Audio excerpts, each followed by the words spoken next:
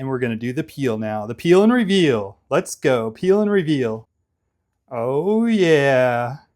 Well, hey friends, welcome to my studio. I'm really happy that you showed up today. I appreciate that, and I cannot thank you all enough for all of your enthusiasm, all of your likes and comments on my last video. It made my day, you don't even know.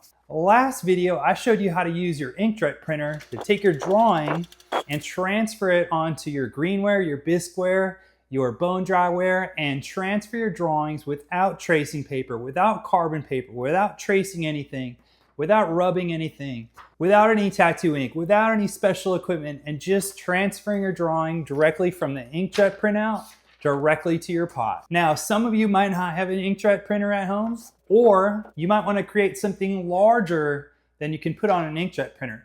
Well, today I'm going to show you how to do the exact same thing using your Cricut. This technique allows you to make things bigger, stretch them out, make them any size, and transfer them directly without having to rub anything, transfer anything with a pencil, or do anything else like that. You just transfer it right on your pot. And again, it works on bone dry, it works on greenware, it works on raw clay, it works on leather hard, and it even works on bisqueware.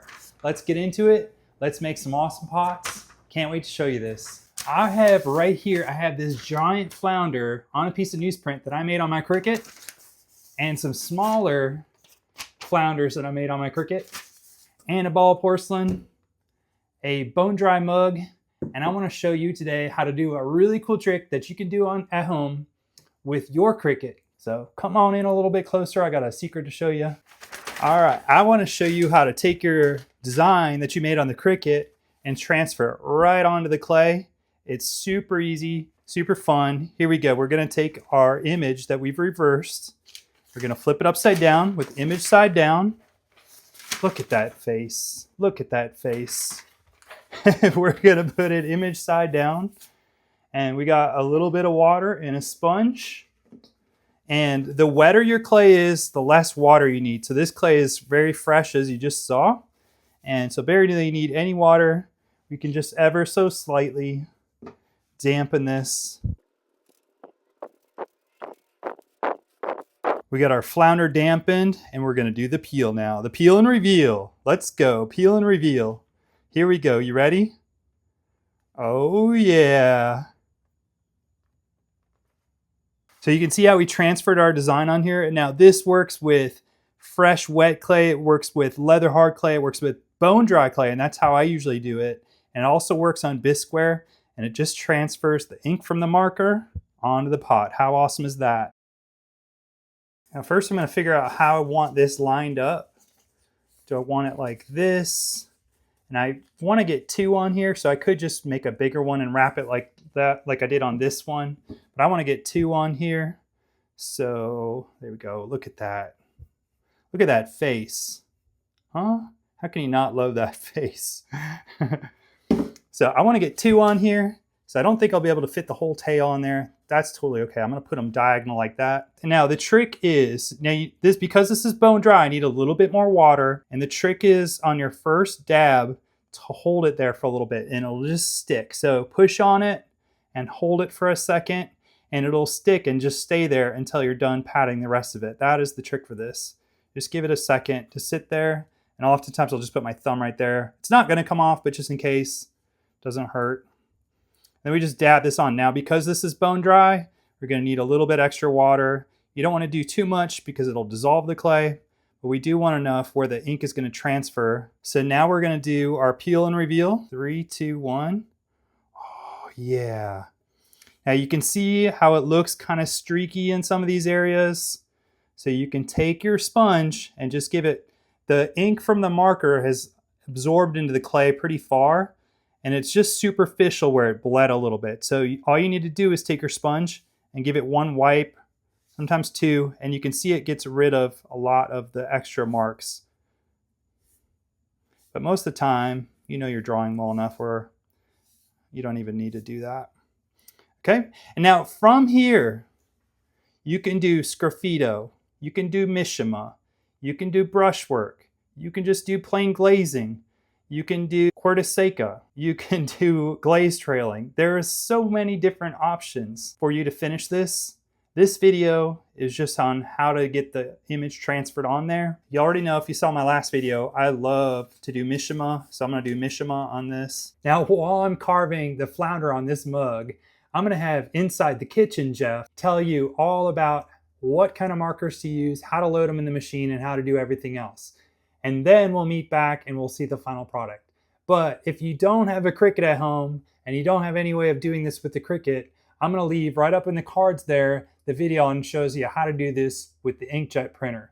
Or you can simply just take the markers that I'm showing, draw it on a piece of paper, and transfer it. Now, a while back, my school got rid of all the overhead transparencies that you write on with a marker, and they got rid of all the markers. And for a long time, I was using these to transfer my drawings. They work fantastic, but sadly, mine all ran out of ink and dried up. Then I found these at Walmart. They're actually really awesome and they work fantastic. These are the best ones I've ever found. However, if you just want one of them, you can't just buy the black one. You have to buy all of these colors, and not all of the colors work that well. So this is kind of like, what do you do with the rest of the markers, right? But these work really good if you can get these at Walmart still. They work fantastic and they're pretty cheap. But the most consistent one I've used is these Papermate felt ones. They work fantastic. They don't work as good as these because they're a little bit wider and they tend to fuzz out a little bit. These are amazing, but these are pretty good and you can consistently find them at most stores. So this is a Papermate felt tip, and surprisingly it says won't bleed through paper, but we actually want it to bleed. So that's how this technique works. So it says it won't bleed, but it does. To get your pen to fit in the Cricut, you're gonna need to wrap it with some tape. I just use this blue painter's tape, and then drop it in the pen slot until it gets close to the paper. In order to use your Cricut, you're gonna need an SVG file, and I like to use Ibis Paint. It's an amazing program, and it's free, and I'm a total penny pincher, but you could use Procreate. And I create my drawing using Ibis Paint, and then I love to use, you don't have to, but I love to use this app called Adobe Capture. It's one of my favorite apps ever. You can use it for so much more than just making a vector image of your drawing. That's what I use it for. I make a vector image and then I create an SVG file from it. But if you don't like to draw on an iPad, you don't like to draw digitally, you can draw just totally normal with a pen and pencil, and then use Adobe Capture to turn that into your SVG file. Or you can take a picture of your friend's face or just about anything else, and it'll create an SVG file from that you can put on your Cricut. Now, I'm far from a digital design expert, but that was my take. Then you're gonna load your SVG file into the Cricut app. Now, I absolutely love this Cricut app. It makes it so easy to measure your drawings so you can get them the perfect size on your pot, stretch them, do all kinds of other things, flip them vertically, horizontally. But you're going to want to group them all, and this is probably the most important part. You're going to go to the Edit tab, and then switch it from Cut or Print and Cut or whatever it is to Pen, and then I select the thickest marker, and I usually just pick black, not that it matters, but I just pick black. And then you're going to want to go to the Actions tab and Attach, click Attach, otherwise it won't work, and then click Next, and it'll be ready to send to your Cricut to print out.